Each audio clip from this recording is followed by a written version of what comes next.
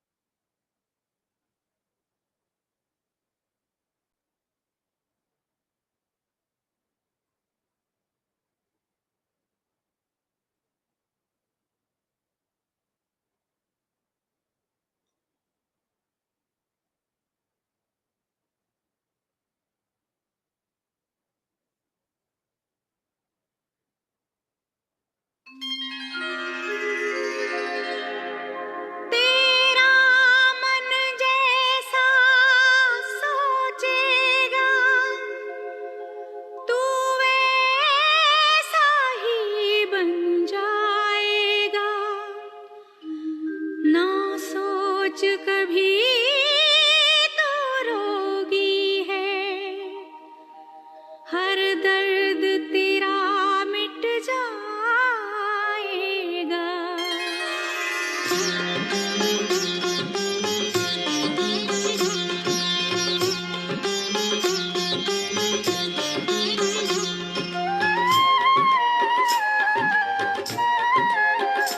खुद को रोगी नहीं राजयोगी समझो,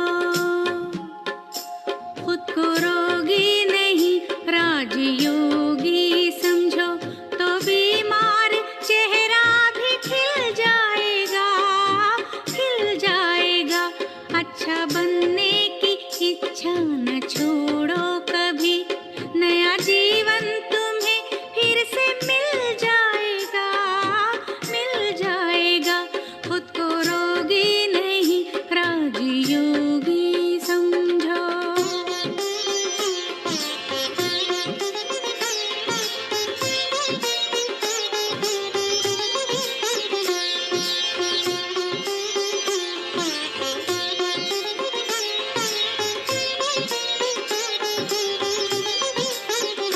लाख तूफान दुख के भी आए तो क्या, अपनी तकदीर पर मुस्कुराते रहो।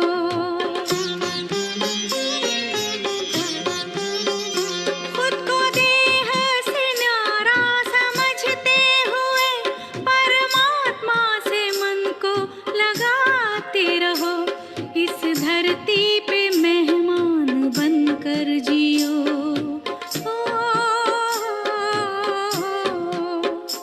इस धरती पे मेहमान बनकर जियो, तो भाग्य महान बन जाएगा, बन जाएगा।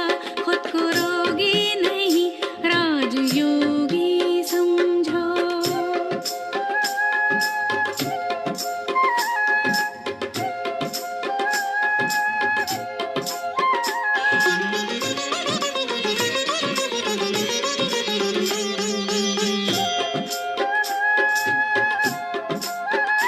हर सांसों में शिव बाबा की याद हो, रोग कैसा भी हो ठीक हो जाएगा।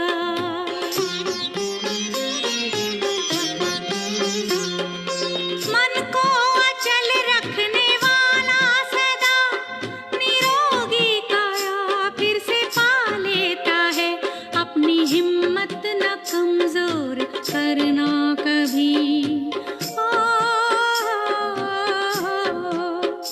अपनी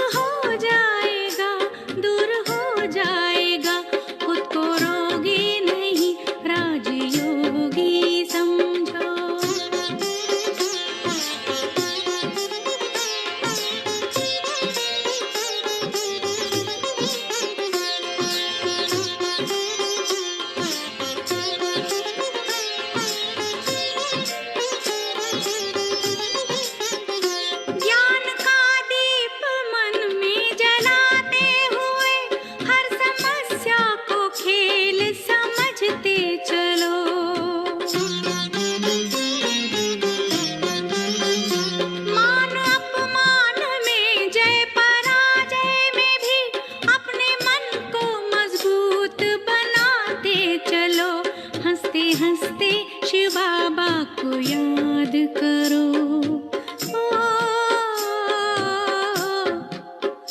हंसते हंसते शिव बाबा को याद करो, तो हर गम खुशी में बदल जाएगा, बदल जाएगा।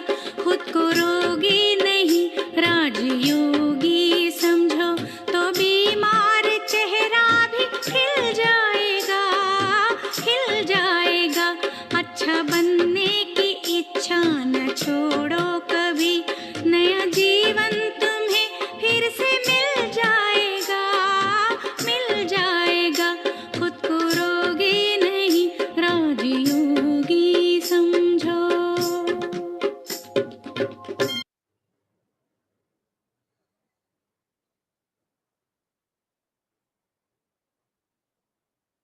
शांति।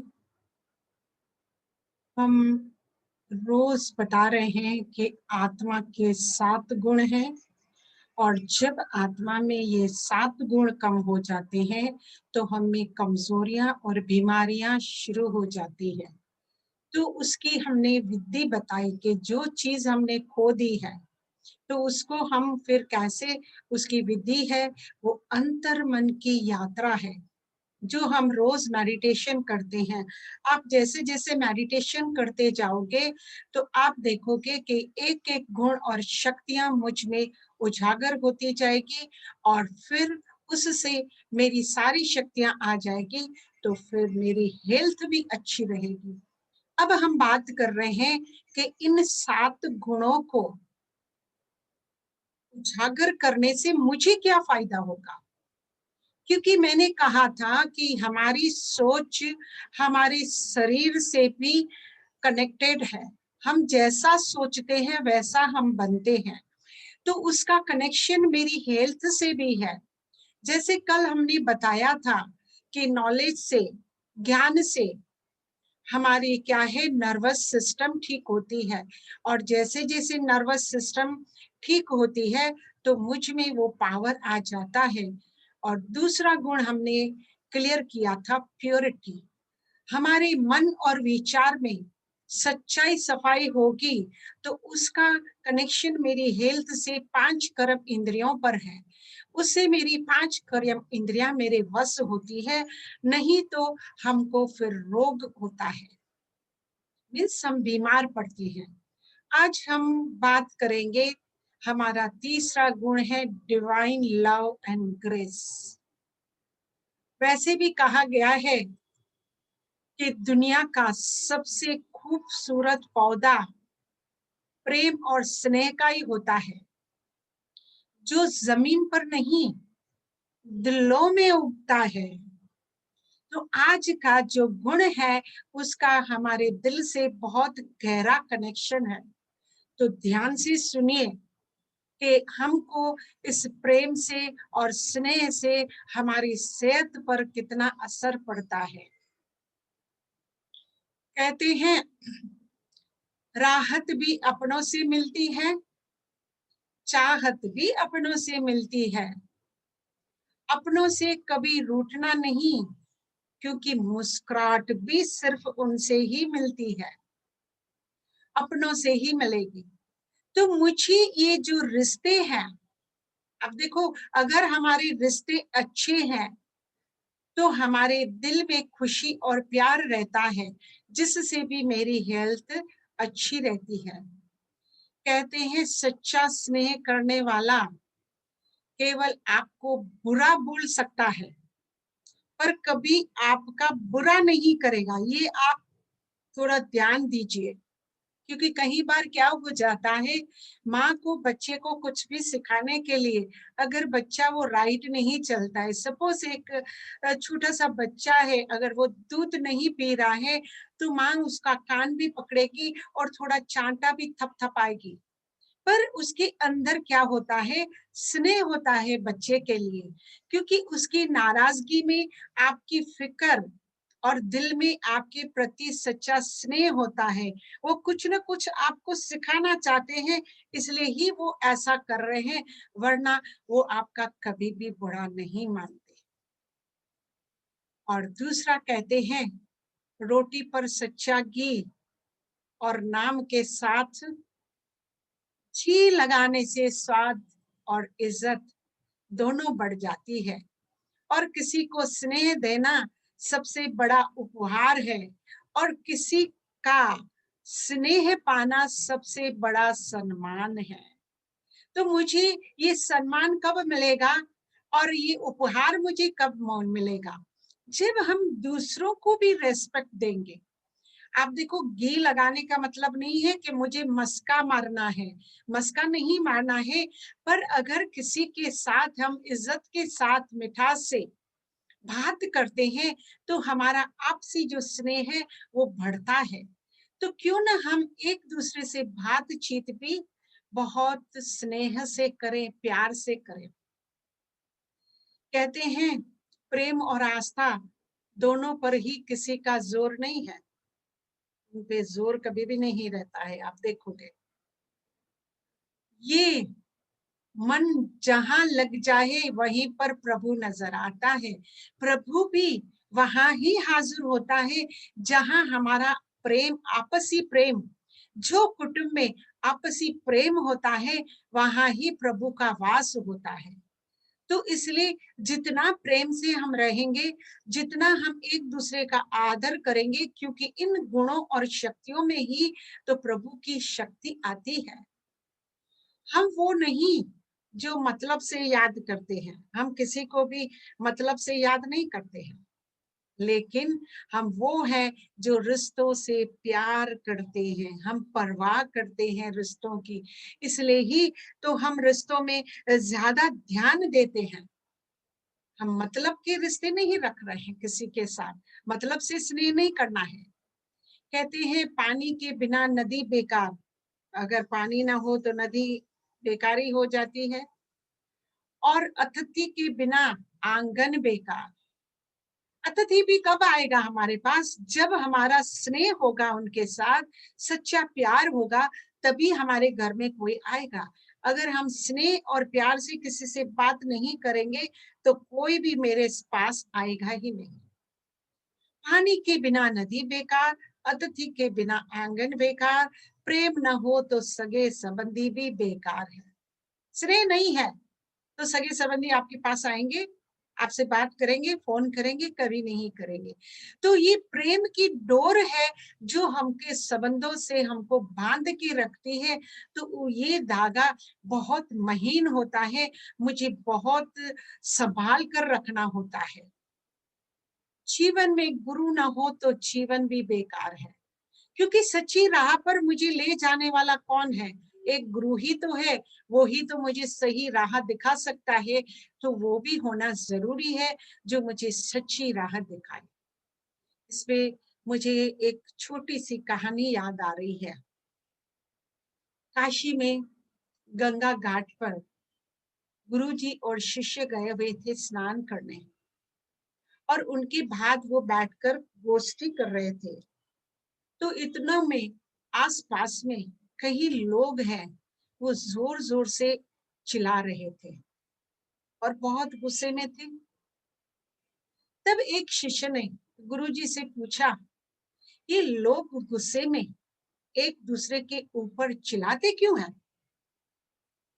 गुरुजी ने कहा, जवाब दिया, क्योंकि क्या हो जाता है जब हम गुस्से में होते हैं तो शांति हम खो देते हैं और हम एक दूसरे से भी दूर हो जाते हैं, दिलों से दूर हो जाते हैं, इसलिए हमें चिल्लाना पड़ता है। गुरु ने कहा कि ऐसे क्यों होता है? जब नाराज होते हैं तो दिलों के बीच दूरी बढ़ती है। हम खड़े हैं पास पास, लेकिन हम गुस्सा हैं तो हम जोर जोर से बोलते हैं, क्योंकि मेरा दिल उनसे नहीं मिल रहा है, इसलिए उनको सुनाने के लिए मुझे जोर से बोलना पड़ता है। और जितना ज्यादा गुस्सा होंगे उतना ज्यादा फासला भी हमारा बढ़ेगा। इसलिए कभी भी किसी के साथ हम गुस्से से कभी बात ना करें। जब लोग एक दूसरे से प्रेम करते हैं तब क्या हो जाता है? फासला कम हो जाता है। जब हम आपस में दिलों से जुड़े होते हैं, एक दूसरे को स्नेह देते हैं, एक दूसरे से संबंध बनाए रखते हैं, तो जैसे जैसे संबंध बढ़ता है और स्नेह बढ़ता है, मोहब्बत बढ़ती है, तो आप देखोगे कितने भी लोग साथ में होते हैं तो भी वो जोर-जोर से नहीं बात करते, फुस-फुसा कर ही बात करते हैं, क्योंकि अब उनकी दिलों क्या है, नज़दीक है, दिल दूर नहीं है। दिल दूर होती है तब मुझे चिल्लाने की ज़रूरत होती है। अगर मेरी दिल आपके पास है, तो मुझे चिल्ला-चिल्ला कर कुछ बोलने की ज़रूरत नहीं है। मैं आपके दिल के पास हूँ, तो बड़े प्रेम से बात होती है। तो कभी भी किसी पे हमें गुस्सा नहीं करना है।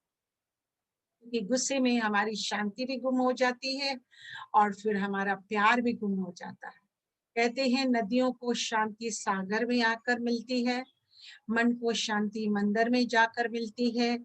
ढूंढ रहा था जब खूबसूरती को चरम में, तो मेरे खोज दिल से टूटने से पूरे पूरे पुर्जे करके लोग देते हैं। अगर हम अपना दिल लोगों को देते हैं, तो लोगों ने मेरे दिल का क्या किया?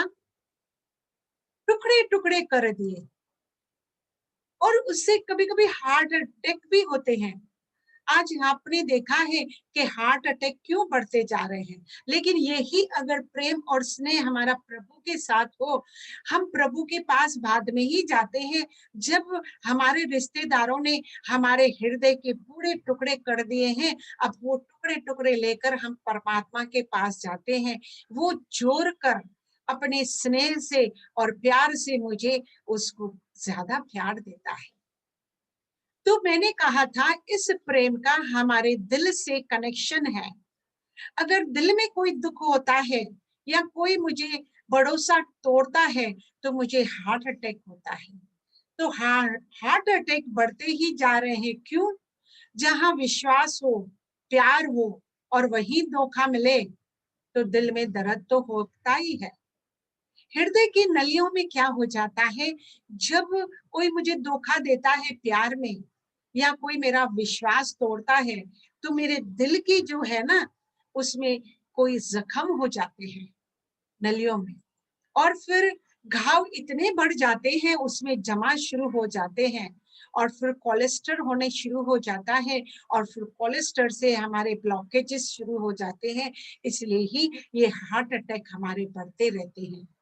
तो इसका संबंध हमारे स्नेह और प्यार से है। तो हम हर एक व्यक्ति से स्नेह और प्यार से चलेंगे, तो हमारे जीवन में ये बीमारी भी कभी नहीं आएगी, हमारे हार्ट में कोई भी प्रॉब्लम नहीं होगा।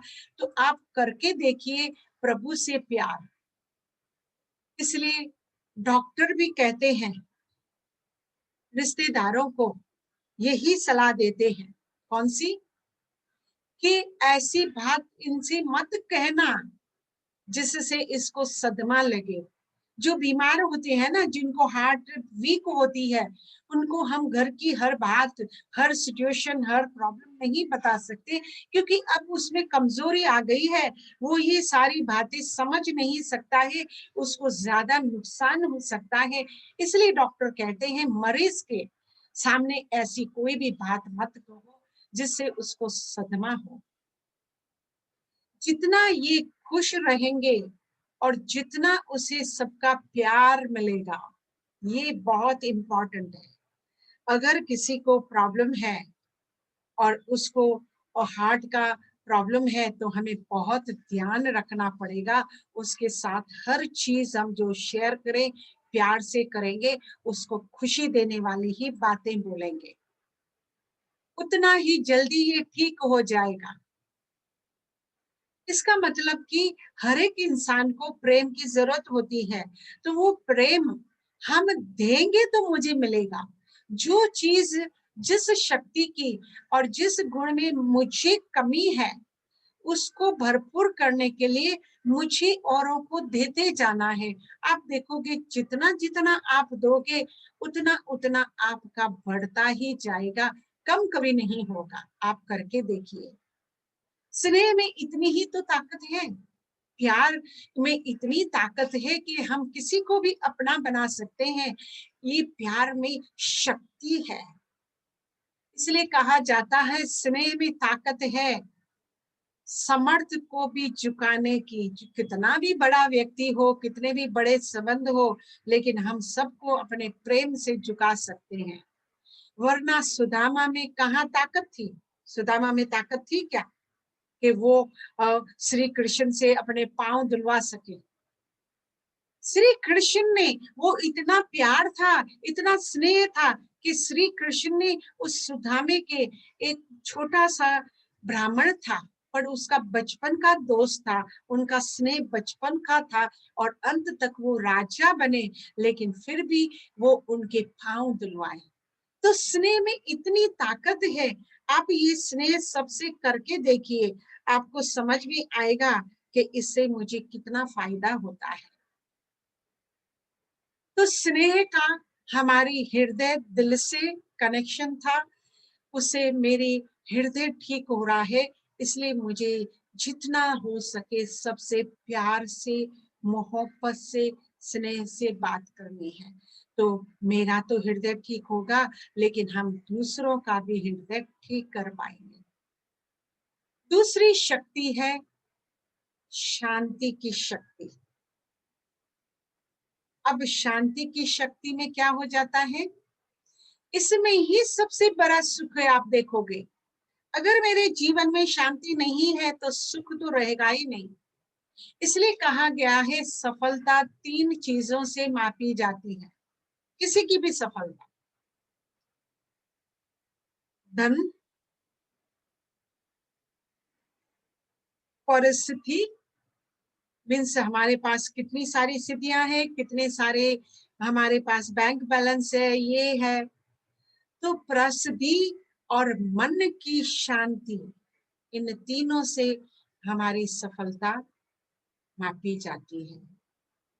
धन और प्रसिद्धि तो पाना आसान है, पर मन की शांति से केवल कहाँ से मिलेगी? आसान है, मिल गई आपको, कहीं से मांगने से मिलेगी, कहीं आसमान से परमात्मा भेज देगा तो मुझे मिलेगी? ये अपनी ही क्रिएट की हुई शांति है। क्योंकि मन में आप जैसा विचार करोगे और जितना जितना मेडिटेशन करोगे, आपका मन शांत होता जाएगा। यही एक टेक्निक है, दूसरा इसका कोई भी टेक्निक नहीं है। इस पे मुझे एक छोटी सी स्टोरी याद आ रही है। एक बार एक राजा के पास एक सैनिक आया था और वो बड़ी मेहनत से, लगन से उसने राजा को जिताया था। राजा खुश होकर उसको बुलाया और पुरस्कार देने को लगा। तो सैनिक ने बोला, राजन, मुझे कोई भी पुरस्कार की जरूरत नहीं है। तो उसने कहा, तो ठीक है, आपको फिर किसकी जरूरत है? उसने कहा, मुझे सिर्फ मन की शांति चाहिए, आपके पास हो तो जरा मुझे दे देना। अब आपने देखा होगा कि राजा ने कहा कि वो तो मेरे पास भी खुद नहीं है, मैं आपको कहां से दूं। अब वो दोनों गए एक गुरु के पास और गुरु जी को कहा कि मुझे मन की शांति चाहिए। तो गुरु ने कहा, ये कोई शांति थोड़ी खरीदी जा सकती है, ये तो अपने मन के भावनाओं से प्रकट होती है। आप अपने मन के जितने भी आप मन के देखो विचार स्नेह वाले और शांति वाले रखोगे तो वो अपने आप प्रकट होती है, ये बाहर से नहीं मिलती है। शांत रहो तुम सब और शांति का संदेश सबको दो। खुद तो रहे लेकिन दूसरों को भी शांति का संदेश दे, क्योंकि यही तो सबसे बड़ी सेवा है। क्योंकि अगर हमारे आस पड़ोस में भी कोई दुखी होगा तो वो मुझे भी दुख जरूर देगा। इसलिए मैं कहती हूँ, सारे संसार में सुख शांति होगी तभी ही सच्ची शांति कही जाती है। सिर्फ मेरे पास नहीं, सारे विश्व में होनी चाहिए। इसलिए खुद शांत रहो तुम सब और शांति का संदेश दो। एक रहो सब और एकता का उपदेश दो। उन सबको भी बताओ कि मैं भी ऐसे ही खुशी और शांति मैंने पाई है, आप भी आइए और इस खुशी और शांति को पाइए। धर्म, जाति और मजहब कुछ नहीं होते। अब किसी आत्मा ने कौन से धर्म में जन्म लिया, अब वो तो किसी के हाथ की बात तो नहीं है, लेकिन आत्मा में जो 7 गुण है, हर धर्म में, जाति में और मजहब में उनके ये 7 गुण तो सब में एक जैसे ही हैं, अलग अलग नहीं है। इसलिए आप उसको मत बांटो। धर्म, जाति और मजहब कुछ नहीं होते। लड़ते हो जो इस पर, उसे बड़ा मूर्ख कहते हैं। ये मूर्खता है। हर इंसान को हमें शांति और प्रेम बांटना है, जिससे ही हमारे जीवन में ऑटोमेटिकली सुख और शांति आ जाएगी। शांति राजनीतिक या आर्थिक बदलाव से नहीं आती है। सब कहते हैं ऐसे करो वैसे करो, बस शांति हो जाएगी। शांति के आजकल बड़े बड़े सम्मेलन भी चलते हैं, पुरस्कार दिए जाते हैं, लेकिन शांति तो कहीं भी दिखती नहीं है। तो उससे नहीं बदलाव आएगा, मानवीय स्वभाव से ही आ सकता है। खुद की भूख मिटाने से पेट को शांति मिलती है, दूसरों की भूख मिटाने से मन को शांति मिलती है। आपको इतने थोड़े शब्दों में तो खुद ही समझ गए हो कि हमें दूसरों को भी सुख देना है, और उससे अपना जो स्वभाव है, स्वभाव ही जो ऐसा होता है, कहते हैं स्वभाव को ऐसा रखो उस दीपक की तरह, जो शाहूकार के महल में हो या गरीब की झोपड़ी में हो, लेकिन रोशनी वो ही सेम देता है। तो मुझे अपना स्वभाव भी ऐसा ही रखना है, जिससे सुख और शांति सारे संसार में बहेगी। अगर शांति चाहिए तो दूसरों की शिकायतें, अशांत हम कब होते हैं, जब दूसरों की हम शिकायतें करते रहते हैं। अरे इसने मुझे दुखी किया है, अरे मुझे इसने ये किया है। आप दूसरों की शिकायत मत कीजिए, उससे आपकी शांति भंग होती है, क्योंकि उनकी बातें अभी आपने अपने मन में रखी है, तो आपका मन अशांत हो रहा है। तो आपको इन सब बातों से दूर रहना है। आपको किसी की भी कोई शिकायत नहीं, जो बात हुई उसको फुल स्टॉप लगाकर वहां ही पूरा कर देना चाहिए। उसको बार बार चिंतन, बार बार वर्णन करने से वो जार बनता है। तो अगर शांति चाहिए तो दूसरों की शिकायत करना बंद कर दे। करने से अच्छा है, दूसरों की शिकायत करने से अच्छा है कि खुद को ही बदल लो, क्योंकि शांति मुझे चाहिए ना, तो मुझे बदलोगे। कहा था ना कि सोच को बदलो तो सितारे बदल जाएंगे। तो हमें अपने सोच को बदलना है, उसको बदलेंगे तो हमारी शांति ऑटोमेटिकली मेरे पास आ जाएगी। पूरी दुनिया में कारपेट बिछाने से ज्यादा आसान है खुद के पैरों में चप्पल पहनो। हम सारी दुनिया को चलते हैं कि इनको सुधारो, इनमें ये कमी है, इनमें ये कमजोरी है। अभी हम दूसरों की फिक्र छोड़कर पहले हम तो खुद ऐसे बने, क्योंकि लोग हमारा तजुर्बा देखना चाहते हैं। लोग देखना चाहते हैं कि सत्संग में जाकर या आप अच्छे विचार करके आपके जीवन में कितना बदलाव आया है। अगर आपके जीवन में बदलाव नहीं है तो फिर हम तो वो करने के लिए तैयार ही नहीं हो। तो इतना सिंपल है। कहा जाता है खुद को शांत जब करते हैं ना, मैंने कल भी बताया था कि किसी के साथ डिस्कशन नहीं करना है। हाँ, किसी को अगर अच्छा लग रहा है, उनको उन बातों में अगर गहराई चाहिए कि जो हम बोल रहे हैं आपको समझ में नहीं आ रहा है और आपकी भावना अच्छी है, आप उसको जानना चाहते हैं, नॉलेज चाहिए, उससे मैं आपसे डिस्कस करूं तो ठीक है, वरना हमको चुप रहना है। चुप रहना मेरी ताकत है, कमजोरी नहीं। अकेले रहना मेरी आदत है, मजबूरी नहीं। आप लोग कहीं तो उसको मजबूर समझ लेते हैं।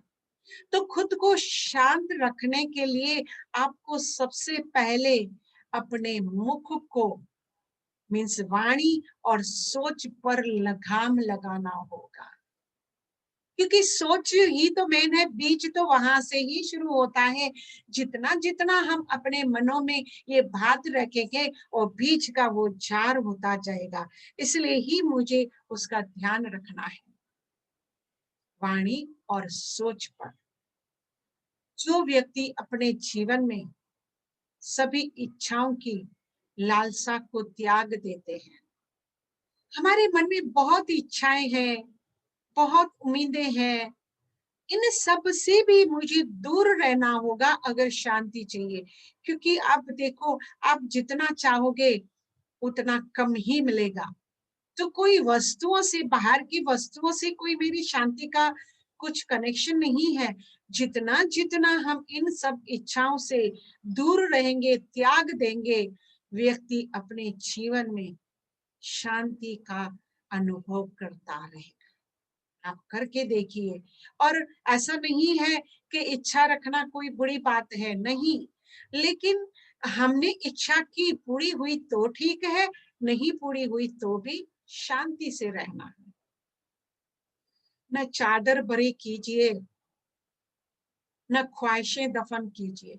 मैंने कहा ना, हम उम्मीदें रखें, इच्छाएं रखें और पूरी हुई तो भी ठीक है, पर अपनी ख्वाहिशों को हम दफन न करें। 4 दिन की जिंदगी बस शांति से बसर कीजिए ना। है कितनी छोटी सी जिंदगी।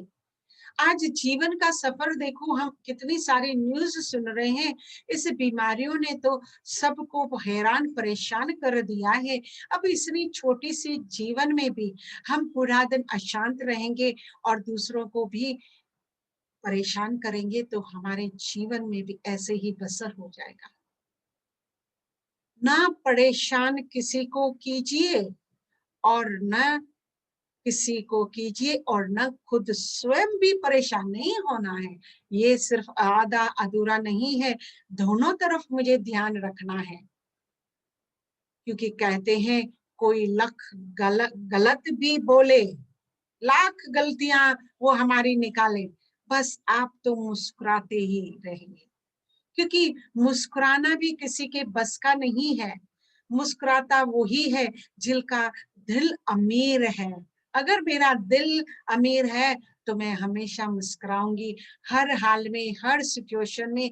भले कोई मुझे बुरा कहे, लेकिन मुझे तो मालूम है, अगर देखो, अगर मुझ में कोई बुराई है और वो कह रहा है, तो मैं उस बुराई को निकालने की कोशिश करूं।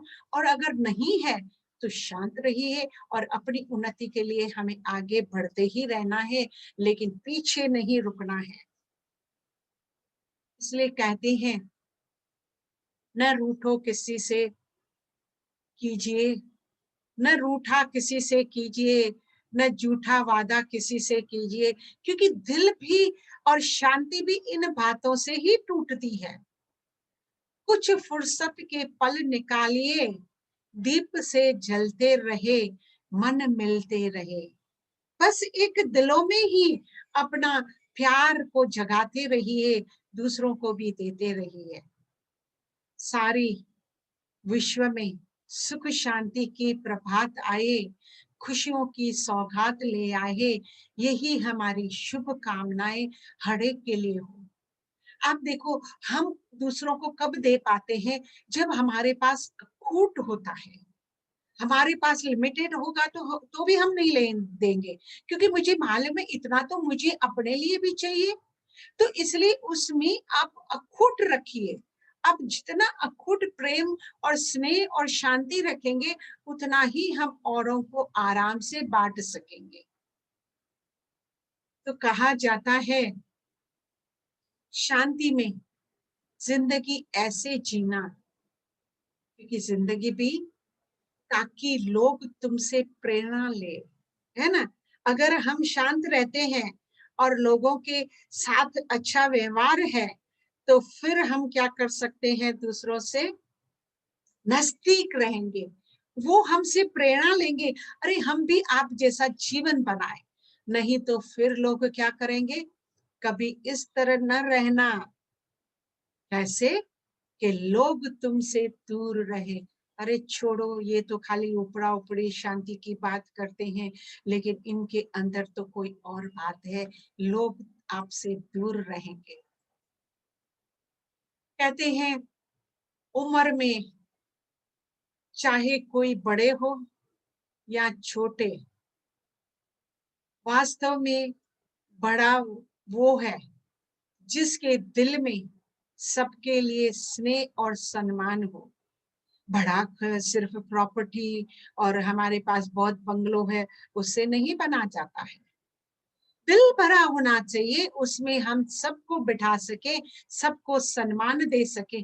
यही स्नेह का तो यही होता है। मैंने कहा है जितना भरपूर करोगे वो ऑटोमेटिकली औरों को मिलता ही रहेगा और बढ़ता ही रहेगा।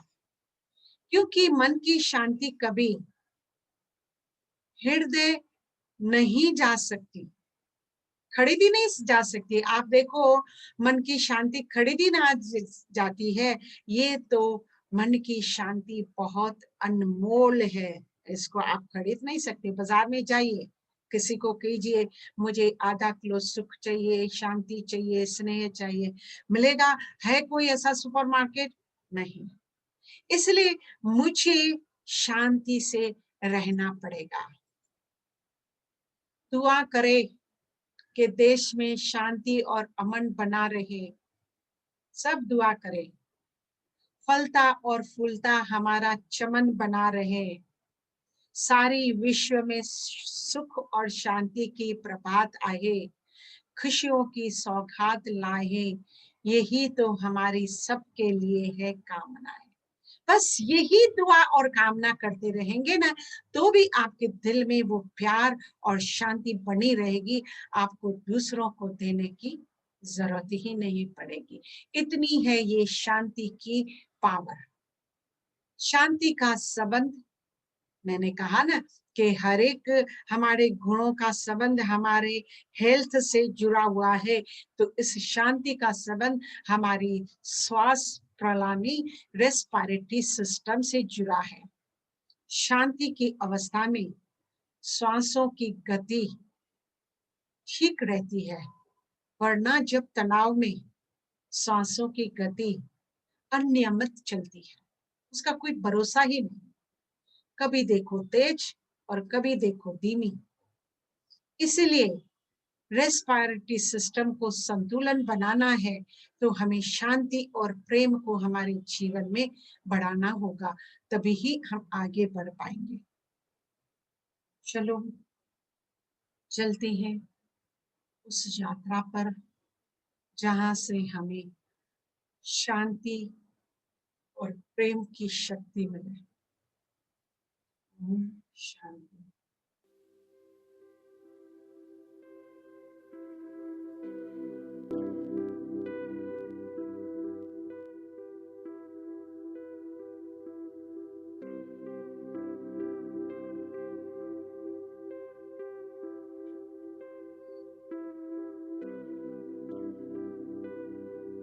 सबसे पहले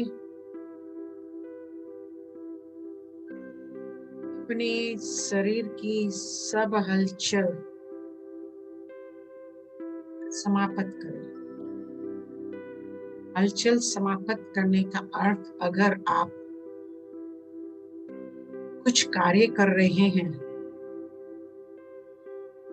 या कुछ आप हाथ में लिए हुए हैं, बुक पेंसिल, कोई भी कार्य कर रहे हैं, तो प्लीज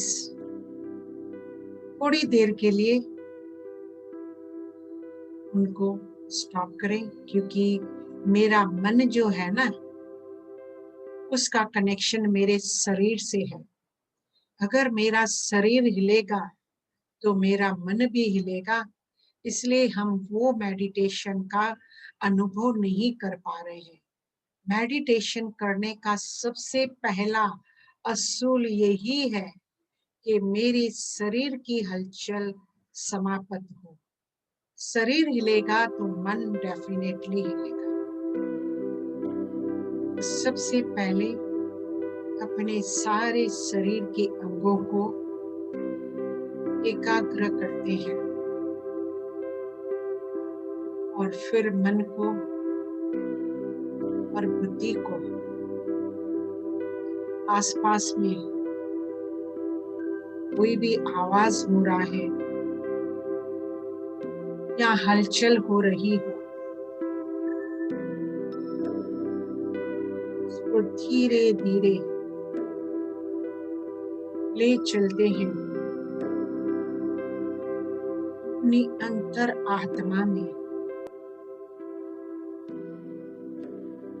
क्योंकि बाहर का शोर को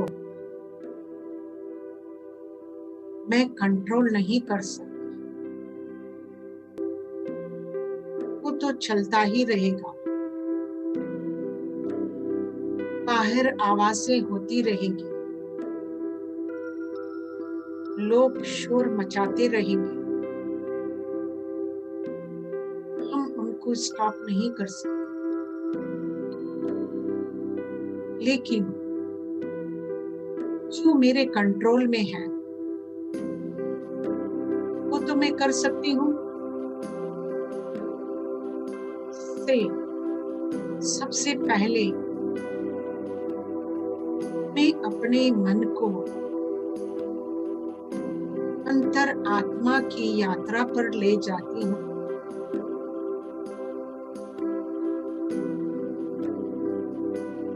और फिर ध्यान देती हूँ अपने मन पर। क्या मुझे अभी भी आसपास की आवाज सुनाई दे रही है? और भी आप शांत हो जाइए, मन को अंतर मन की गहराइयों में ले जाइए। धीरे धीरे अनुभव कीजिए प्रेम का सागर प्रभु के प्रेम के सागर में गहराई में जाकर मन को डुबोने से मन धीरे धीरे शांत होता जाएगा। अब फोर्स मत कीजिए। अगर कुछ भी याद आ रहा है, मन की तरंगे इधर उधर जा भी रही है, उनको आने दीजिए, तभी तो मन शांत होगा। और जितना जितना प्रभु के प्रेम में प्रभु को याद करेंगे, वो शक्ति मेरे मन को भी मिलेगी।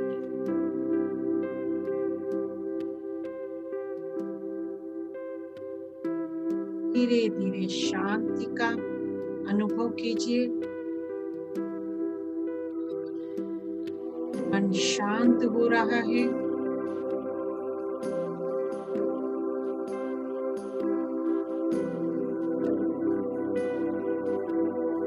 जितना जितना मन शांत होगा,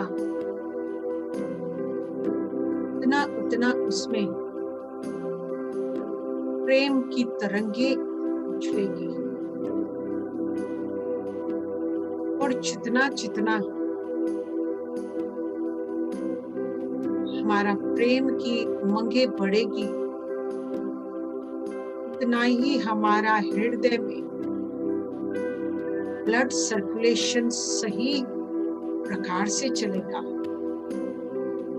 अभी तो उससे ही तो मेरा जीवन है। और धीरे धीरे जैसे ही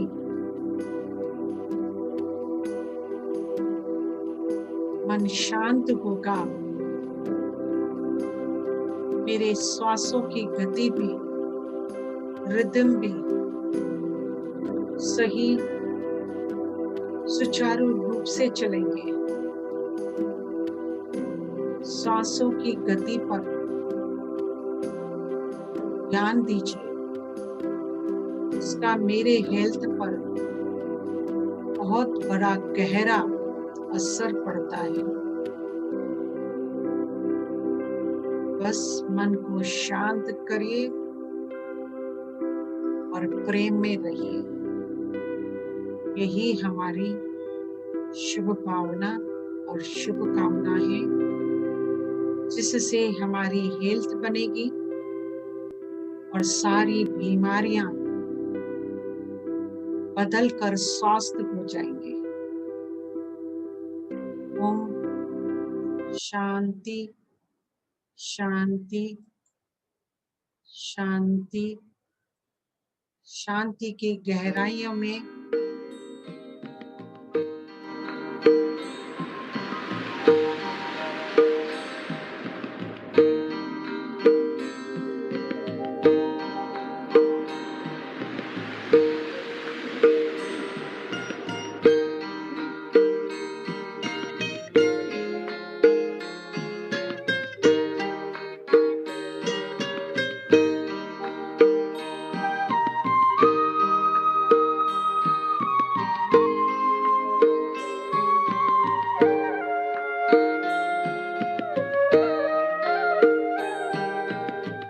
शांति सागर की लहरें जब जब पास में आए, ओम शांति, ओम शांति।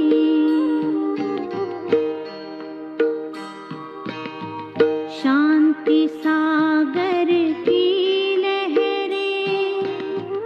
जब जब पास में आए, मन हो शांत तन हो शीतल, पावन सुख बरसाए,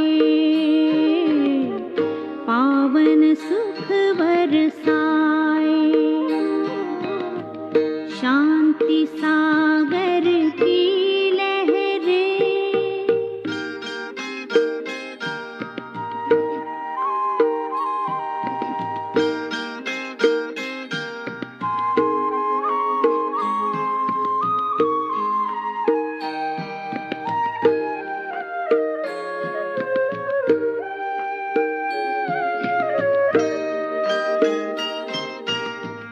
चलता चलता उस सागर में जब कोई खो जाए,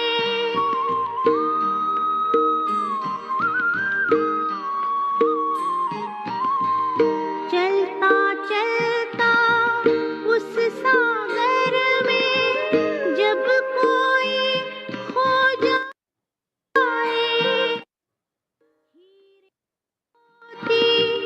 शिव सागर से वो अनोखे पाए।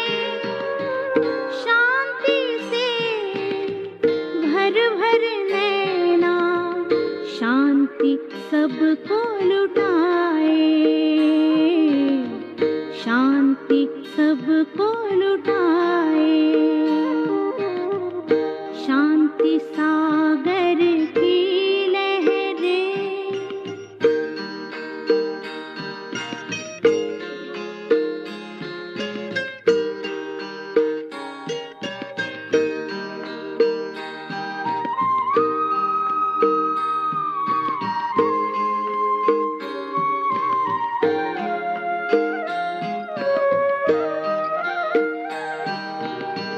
शांति अमृत के सागर में जो कोई गहरा जाए,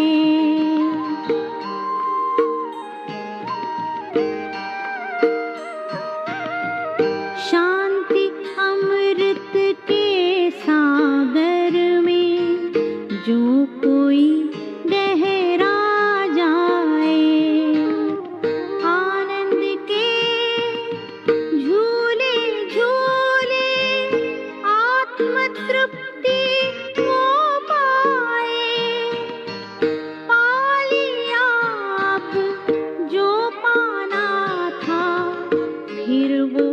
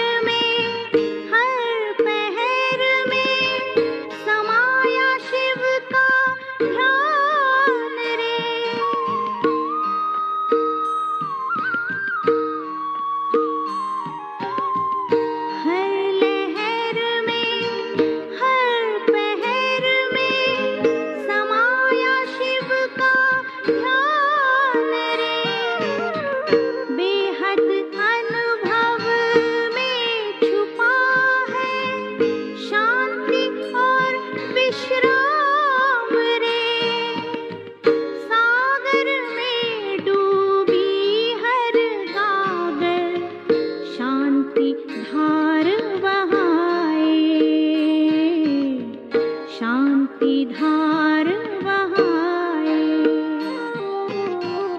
शांति सागर की लहरें जब जब पास में आए, मन हो शांत तन हो शीतल, पावन सुख बरसाए, पावन सुख बरसाए, शांति सागर की लहरें जब जब पास में आए, ओम शांति, ओम शांति, ओम शांति, ओम शांति, ओम शांति।